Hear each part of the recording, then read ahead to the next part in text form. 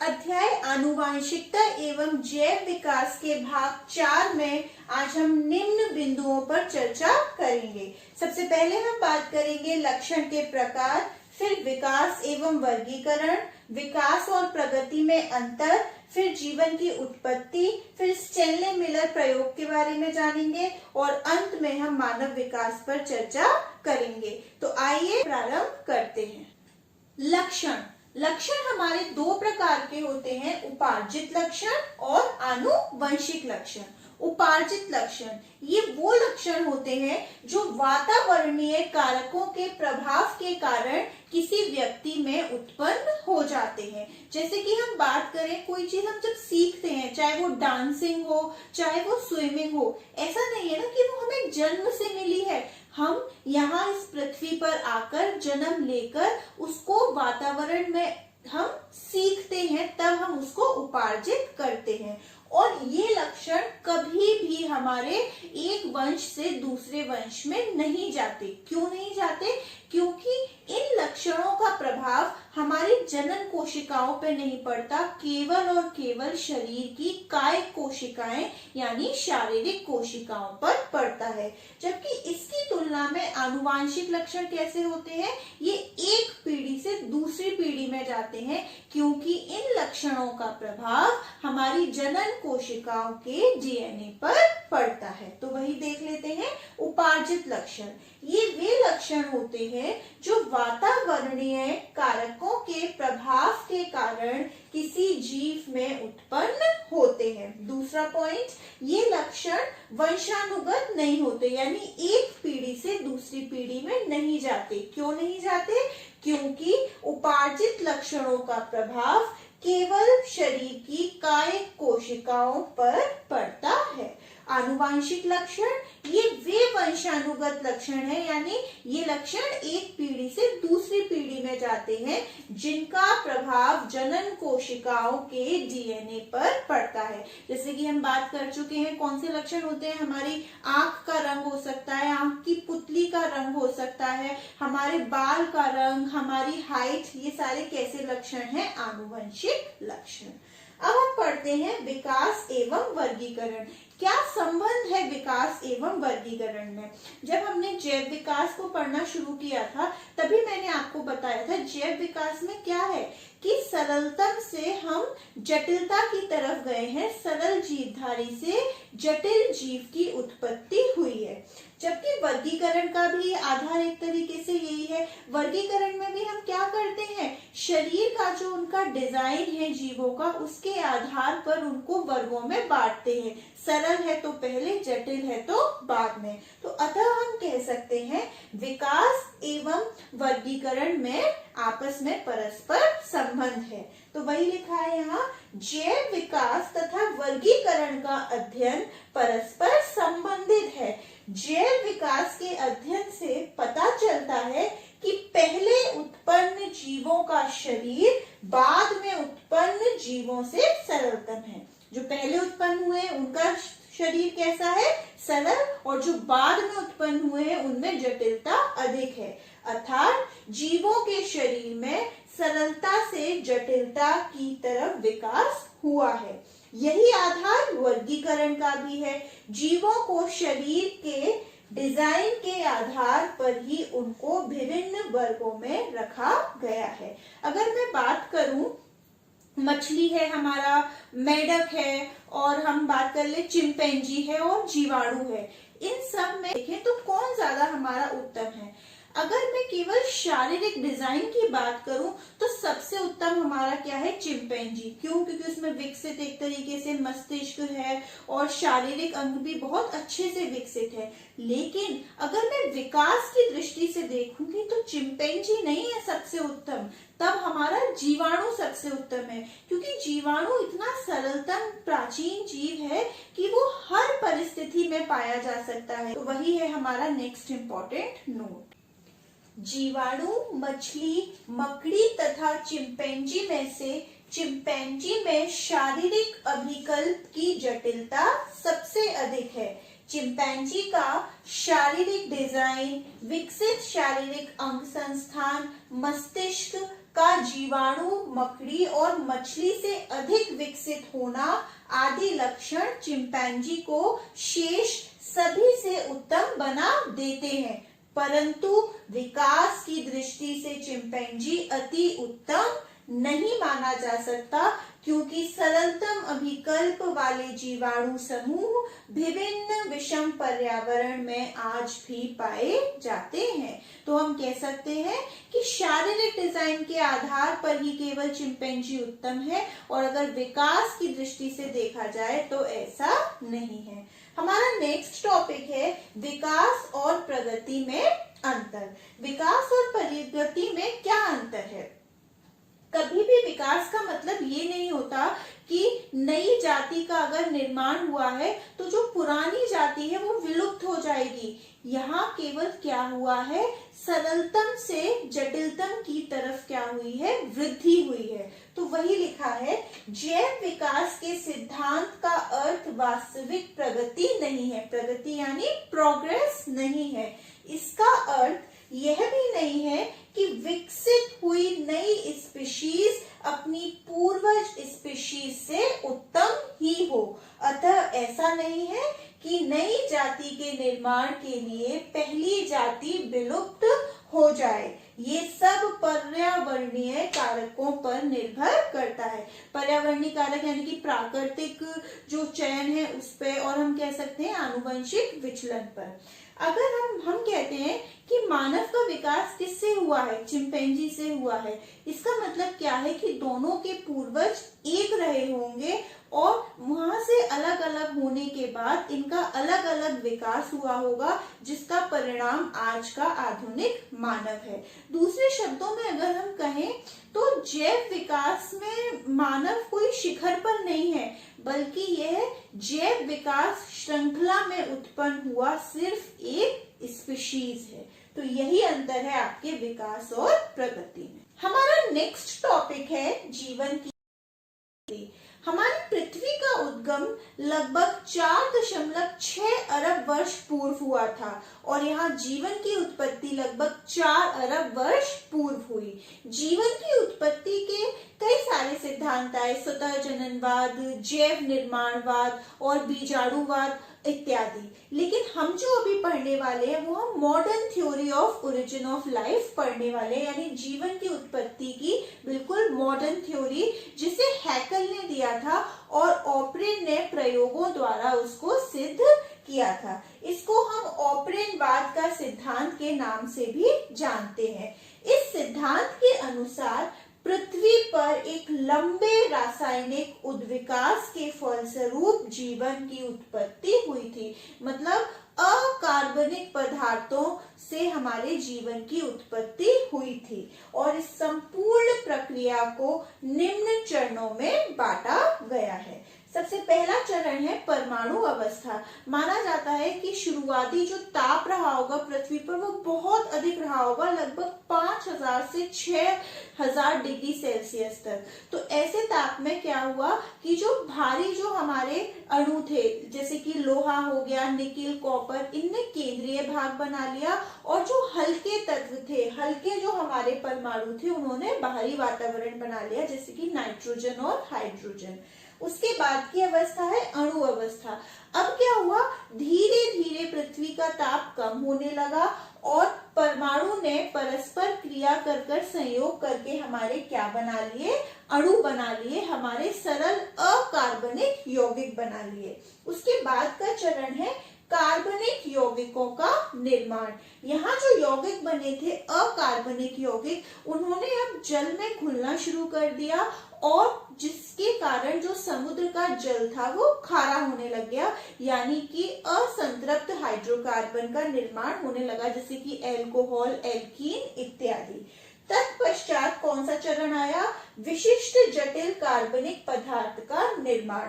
सरल कार्बनिक यौगिकों के परस्पर संयोग से हमारे क्या बनने लगा, जटिल कार्बनिक पदार्थ, मतलब इनका बहुलीकरण होके जटिल कार्बनिक पदार्थ बनने लगे। जैसे न्यूक्लिक अम्ल से पेप्टाइड बनने लगे, जो सरल शर्करा थी उनसे क्या बनने लगे, पॉलीसैकेराइड। उसके बाद तत्पश्चात न्यूक्लियोप्रोटीन्स एवं कोशिका कलाओं जैसी संरचनाओं का निर्माण हुआ। जो हमारे यहाँ जटिल कार्बनिक पदार्थ थे ये क्रिया करते रहे और फलस्वरूप किसका निर्माण हुआ? न्यूक्लियोप्रोटीन्स। और जैसे ही न्यूक्लियोप्रोटीन्स बन गए तो हमारे क्या बन गए? आदि कोशिकाओं का निर्माण, यानी कि प्रोकैरियोटिक जो हमारी कोशिका होती है उनका विकास हो गया। इसके बाद हमारा स्वपोषण विधि की उत्पत्ति हुई। और हम जानते हैं जब भी स्वपोषण की विधि संपन्न होती है तो कौन सी गैस निकलती है? हमारी ऑक्सीजन गैस। और ऑक्सीजन गैस निकलना एक बहुत ही क्रांतिकारी परिवर्तन था। और उसके बाद अंत में हमारी सुकेंद्रीय कोशिका की उत्पत्ति, यानी कि एक प्रॉपर यूकैरियोटिक सेल जो होता है, यूकैरियोटिक कोशिका, उसका विकास हुआ। यानी कि हमें चरणों को पढ़ के पता चल गया कि जीवन की उत्पत्ति कैसे हुई है? अकार्बनिक पदार्थों की भौतिक क्रियाओं से। स्टैनली मिलर का प्रयोग। आपके एनसीईआरटी का एक क्वेश्चन है कि किन प्रमाण के आधार पर आप कह सकते हैं कि जीवन की उत्पत्ति अजैविक पदार्थों से हुई? तो यही उसका आंसर है। सबसे पहले वैज्ञानिक हाल्डेन ने ये सुझाव दिया कि जीवन की उत्पत्ति उन अकार्बनिक पदार्थों से हुई होगी जो शुरुआती समय पर पृथ्वी पर बने होंगे। अब इस बात को प्रयोगों द्वारा सिद्ध किसने किया? स्टैनली मिलर एंड यूरे ने। उन्होंने प्रयोग किया, उन्होंने एक ऐसे वातावरण का निर्माण किया जो प्राचीन समय में रहा होगा। उन्होंने क्या क्या लिया? मीथेन, अमोनिया, हाइड्रोजन सल्फाइड लिया और इन गैसों के मिश्रण को एक फ्लास्क में तैयार किया। फ्लास्क में 2 नली लगाई। उस एक नली के सिरे पे क्या रखा था उन्होंने? Vacuum pump. और दूसरे में लिखा था लगभग आधा लीटर जल रखा था, जिससे उसको क्या मिल रहा था? जल वाष्प। याद रखिएगा उन्होंने ऑक्सीजन नहीं ली थी, क्योंकि हमने अभी पढ़ा था इससे पहले कि स्वतंत्र ऑक्सीजन प्राचीन वातावरण में नहीं थी, वो तो बहुत अंत में जाकर बनी थी जब स्वपोषी वातावरण वहां पे उत्पन्न हुआ था। उसके बाद उन्होंने क्या किया? इस मिश्रण को लेकर एक फ्लास्क में रख लिया था। उसके तत्पश्चात लगभग 100 डिग्री से थोड़ा सा ताप कम कर दिया और उसमें बहुत सारी जैसे बिजली की चिंगारियां उत्पन्न करी, जिससे कि ऐसा लगा कि बिजली चमक रही है इस तरीके से। और ऐसा करने पर लगभग 1 सप्ताह तक उन्होंने इसको किया और 7 दिन बाद देखा कि मीथेन का लगभग 15% कार्बन उपयोग हो चुका था और किसका निर्माण हुआ? सरल कार्बनिक पदार्थों का। उसके साथ साथ कुछ अमीनो अम्ल का भी संश्लेषण हुआ, जैसे हम कौन से अमीनो अम्ल थे? ग्लूटामिक अम्ल था, ग्लाइसिन था इत्यादि। और यहीं से जब हमारे प्रोटीन का निर्माण हो गया तो क्या हुआ?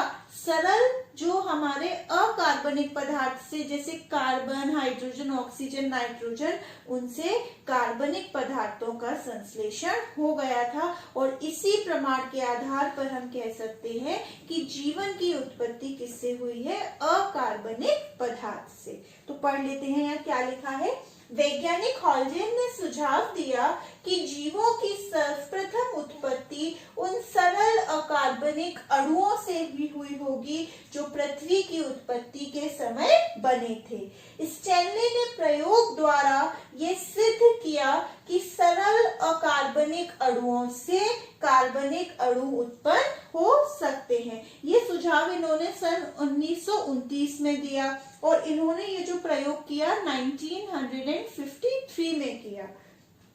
उन्होंने ऐसे वातावरण का निर्माण किया जो संभवतः प्राथमिक वातावरण यानी प्राचीन वातावरण के समान था, जिसमें अमोनिया, मीथेन तथा हाइड्रोजन सल्फाइड गैसें तो थीं, परंतु स्वतंत्र ऑक्सीजन नहीं था। और पात्र में भी उन्होंने क्या लिया था? जल भी था। इन रसायनों को मिश्रित कर इनमें कृत्रिम रूप से समय समय पर चिंगारियां उत्पन्न की गई, बिल्कुल ऐसा लगे कि बिजली जैसे चमक रही हो। 1 सप्ताह में 15% मीथेन का कार्बन सरल कार्बनिक यौगिकों में परिवर्तित हो गए। इसमें अमीनो अम्ल भी संश्लेषित हुए जो कि प्रोटीन के अणुओं का निर्माण करते हैं। उपयुक्त प्रमाण के आधार पर हम परिकल्पना कर सकते हैं कि शायद जीवन की उत्पत्ति अजैविक पदार्थों से हुई है। मानव विकास। मानव का विकास किससे हुआ माना जाता है? चिंपैंजी से। लेकिन वास्तविकता क्या है ये मैं आपको बता चुकी हूँ। वास्तव में मानव और चिंपैंजी में अधिक समानताएं पाई जाती हैं और कपियों की तुलना में, और इनका यह है कि पूर्वज समान रहे होंगे लेकिन इनका विकास अलग अलग तरीके से हुआ होगा, और इसका फलस्वरूप क्या है? आज का मानव। ये कहा जाता है कि मानव के विकास का उदय कहाँ हुआ था? अफ्रीका में, और कुछ समय बाद वो विश्व के विभिन्न भागों में फैलता चला गया। तो वही लिखा है, मानव का विकास चिंपैंजी से हुआ माना जाता है। दूसरा पॉइंट, मानव के विकास का उदय अफ्रीका में हुआ और अनेक चरणों में विश्व के विभिन्न भागों में फैला। अभी तक हमने बात करी थी प्राकृतिक चयन की। अब आपकी एनसीईआरटी की पुस्तक में कृत्रिम चयन का एक बहुत अच्छा उदाहरण दिया है। अब हम वो पढ़ते हैं। जंगली गोभी का विकासीय प्रक्रम। 2000 वर्ष पूर्व से मनुष्य जंगली गोभी को खाद्य के रूप में उत्पादित कर रहा है। उसने कृत्रिम चयन के द्वारा विभिन्न गोभी की प्रजातियां उत्पन्न की हैं। ये सारी प्रजातियां कृत्रिम चयन द्वारा किसानों ने उत्पन्न की हैं। किसी को केवल हरी पत्तियां चाहिए थी तो किसका विकास हो गया? आपका केल का विकास हो गया। किसी को पत्तियों के बीच की दूरी कम करनी थी तो आपका विकास हो गया पत्ते गोभी का। किसी को बांध्य पुष्प चाहिए थे यानी स्टेराइल फ्लावर्स, तो किसका विकास हो गया? फूल गोभी का। किसी को फूला हुआ भाग चाहिए था तो किसका विकास हो गया? हमारा गांठ गोभी। तो ये सब क्या है? ये हमारी जंगली गोभी की ही प्रजातियां हैं। मतलब जंगली गोभी एक जनक है जिससे ये सारी प्रजातियां उत्पन्न हुई हैं। फूल गोभी, पत्ता गोभी, केल, लाल गोभी और गांठ गोभी। हमने इस अध्याय के प्रथम 2 भाग में अपने आनुवांशिकता टॉपिक को पूरी तरह फिनिश कर लिया था, लेकिन वहां कई बार इस तरीके के क्वेश्चन आ जाते हैं जो रुधिर वर्ग से संबंधित होते हैं। तो यहाँ मैं बस आपको वही बताना चाह रही हूँ। रुधिर वर्ग में वंशानुगति या रुधिर वर्ग की वंशानुगति। हम जानते हैं मानव में कितने वर्ग पाए जाते हैं रुधिर के? 4, ए बी और ओ। मनुष्य में 4 प्रकार के रुधिर वर्ग पाए जाते हैं, ए बी और ओ। अब हम इन आंकिक उदाहरण को हल करेंगे। इसके लिए हमें पता होना चाहिए कि इनका जीनोटाइप क्या होगा। इन रुधिर वर्ग का जीनोटाइप यानी जीनी संरचना। अगर किसी का रुधिर वर्ग ए है तो 2 कंडीशन बन सकती है, एक तो शुद्ध भी हो सकता है और एक संकर। मैंने आपको बताया था ना, विषम युग्मजी और सम युग्मजी। तो ये ए का क्या हो सकता है? आईए, और यहाँ पे एक और बन सकता है जब विषम वाली कंडीशन होगी तो आईओ। बी वाली में क्या बन सकता है? आईबी और आईओ। ये कैसी है? समयुग्मजी वाली कंडीशन है और ये विषम वाली। ए बी में कौन सा जीनोटाइप होगा? आईबी, और ओ वर्ग में क्या होगा? आईओ। तो इसी आधार पे हम अपना ये आंकिक प्रश्न करते हैं जो आपकी एनसीईआरटी की पुस्तक का भी प्रश्न है। एक ए रुधिर वर्ग वाला पुरुष एक स्त्री जिसका रुधिर वर्ग ओ है से विवाह करता है। पुरुष का वर्ग क्या दिया है? ए, और स्त्री का वर्ग दिया है ओ। ध्यान देने वाली बात यहाँ है, यहाँ सिर्फ ये दे दिया है कि पुरुष का रुधिर वर्ग क्या है? ए। ये नहीं बताया है कि अवस्था कौन सी है, विषम वाली कंडीशन है या फिर सम वाली। तो हमारे पास 2 विकल्प हो गए, आईए और आईओ। उनकी पुत्री का रुधिर वर्ग ओ है। इनसे जो संतान प्राप्ति हुई, जो पुत्री हुई, उसका रुधिर वर्ग क्या दिया है? ओ। अब आपसे पूछा है क्या ये सूचना पर्याप्त है? यदि आपसे कहा जाए कि कौन सा विकल्प लक्षण रुधिर वर्ग ए अथवा ओ प्रभावी लक्षण है, अपने उत्तर का स्पष्टीकरण दीजिए। तो आइए इस प्रश्न को हम हल करते हैं। पुरुष का रुधिर वर्ग ए, तो 2 अवस्था बनी। जीनोटाइप एक में हमने लिख लिया आईए, और एक और अगर हम लिख लें तो हम लिख लेते हैं एक तरफ IA IO, और स्त्री का रुधिर वर्ग क्या है O, तो इसकी तो एक ही कंडीशन बनेगी दोनों केस में IO IO IO IO। अब इनसे क्या बन जाएंगे, युग्मक। क्या आया हमारा यहाँ पे, युग्मक बन के IA IA, और यहाँ से क्या आएगा हमारा युग्मक IO IO। यहाँ से क्या बन जाएंगे युग्मक IA IO, और यहाँ से क्या बन जाएगा IO IO। अब अगर इसका संयोजन इससे हो रहा है तो क्या बनेगा IA IO, इसका अगर इससे हो रहा है तो क्या बनेगा IA IO, इसका अगर इससे बनेगा तो क्या होगा IA IO, और इसका इससे बनेगा तो हमारा होगा इसका इससे IA IO। यानी हम देखें सब अवस्था में रुधिर वर्ग कौन सा निकल कर आएगा, हमारा रुधिर वर्ग A। कौन सा रुधिर वर्ग निकल कर आएगा, A। अभी और पुत्री का रुधिर वर्ग क्या है, O। आपने देख लिया, इसके संयोजन से ये, इसके संयोजन से ये, इसके संयोजन से ये, और ये मैंने थोड़ा लाइन नहीं होगी, और इसके संयोजन से ये IA IO। अब इस तरफ चलते हैं, अगर इनका संयोजन हुआ तो IA IO, इसका हुआ तो IA IO, इसका हुआ तो IO IO, और इन दोनों का हुआ तो IO IO। यानी इससे रुधिर वर्ग आएगा A, इससे आएगा A, इससे आएगा O, इससे आएगा O। ये सारे हमारे उस पुत्री के क्या हो सकते हैं, रुधिर वर्ग। यानी इस अवस्था में जब हमने समयुग्मजी वाली अवस्था ली तो सारे रुधिर वर्ग पुत्री के कौन से होने चाहिए थे, A। लेकिन जब हमने विषम वाली स्थिति ली है तभी हमें 50% चांस है कि A रुधिर वर्ग आएगा और 50% चांस है कि O रुधिर वर्ग आएगा। इसलिए हम कह सकते हैं ये सूचना अपर्याप्त है। तो सूचना क्या है हमारी, सूचना अपर्याप्त, सूचना अपर्याप्त है, क्योंकि हमें ये नहीं बताया है कि पुरुष का जीनोटाइप IA होगा या IA IO होगा। हमें नहीं पता उसकी जीनी संरचना क्या होगी। फिर पूछा है यदि आपसे कहा जाए कि कौन सा विकल्प लक्षण रुधिर वर्ग A अथवा O प्रभावी लक्षण है, तो अपने उत्तर का स्पष्टीकरण दीजिए। हम अपने पुराने मतलब जितनी हमें पता है उस आधार पे कह सकते हैं, जितना हमने मेंडल के नियमों को पढ़ा है, कि जो A लक्षण है वो क्या रहा होगा, प्रभावी, और O क्या है हमारा अप्रभावी। और जो पुत्री की जो हमारी उसकी जो जीनी संरचना रही होगी IO तब रही होगी जब पुरुष की जो हमारी संरचना है जीन की वो क्या रही होगी, IA IO।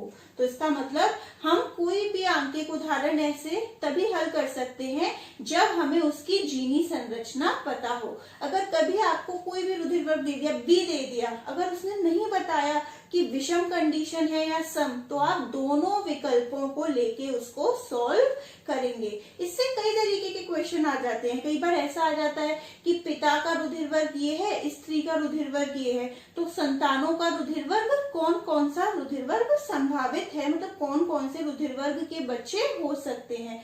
इसी तरीके से ये वाले क्वेश्चंस भी आ जाते हैं कई बार कि कोई मतलब एक स्टोरी बना के दे देते हैं कि बच्चा बचपन में बिछड़ गया था, बहुत साल बाद आया, तो उनका जो ब्लड टेस्ट होगा तो उससे मैचिंग करके कि कैसे पता लगेगा कि वो उन्हीं की संतान हो सकता है। तो वो सारे आंकिक उदाहरण हम इसी बेसिस पे करते हैं। यहाँ हमने अपना अध्याय आनुवांशिकता एवं जैव विकास को पूरा फिनिश कर लिया है।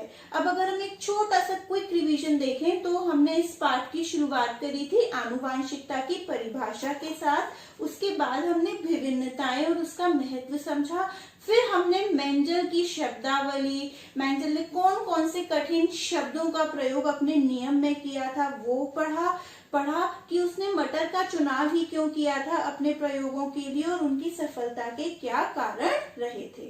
उसके बाद हमने अपनी दूसरी वीडियो में मेंडल के 3 नियम पढ़े थे, प्रभाविता का नियम, पृथक्करण का नियम और स्वतंत्र अपव्यूहन का नियम। और उसके बाद हमने उस वीडियो में लिंग निर्धारण, मानव में बच्चे का लिंग कैसे निर्धारण किया जाता है वो पढ़ा था। हमने उसमें गुणसूत्र पढ़ लिया था कि 2 प्रकार के होते हैं, एक तो एलोसोम और एक ऑटोसोम्स, जो हमारे लिंग गुणसूत्र होते हैं, लिंग निर्धारण में अहम भूमिका निभाते हैं।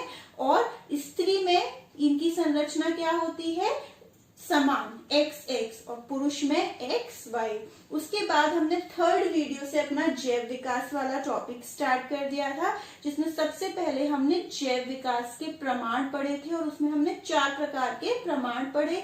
फिर हमने 2 थ्योरी पढ़ी थी जैव विकास की, लेमार्कवाद और डार्विनवाद। और उसके बाद हमने जाति उद्भव पढ़ा और उसमें कौन कौन से कारक हमारे सहायक होते हैं उनको जाना था हमने।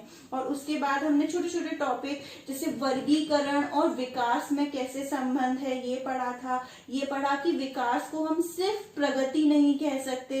यहाँ हमने ये अपना रुधिर वर्ग की वंशानुगति भी पढ़ लिया और सबसे इम्पोर्टेंट हमने इस स्लाइड में अपना स्टैनले मिलर का प्रयोग पढ़ा था। जैसा कि हमारा ये पार्ट भी फिनिश हो गया है, अब हम इस भाग से संबंधित थोड़ा सा गृह कार्य देख लेते हैं। गृह कार्य में आप सभी को निम्न प्रश्नों के उत्तर हल करने हैं। पहला प्रश्न है, एक एकल जीव द्वारा उपार्जित लक्षण सामान्यतः अगली पीढ़ी में वंशानुगत नहीं होते, क्यों? दूसरा, मानव का वैज्ञानिक नाम बताइए। तीसरा प्रश्न, स्टैनले मिलर ने अपने प्रयोग में किन किन पदार्थों के संयोजन से अमीनो अम्लों का संश्लेषण किया? और आखिरी चौथा प्रश्न है, जैव विकास तथा वर्गीकरण का अध्ययन क्षेत्र किस प्रकार संबंधित है? आशा करती हूँ आपको मेरा पढ़ाया हुआ ये पाठ समझ आया होगा। धन्यवाद।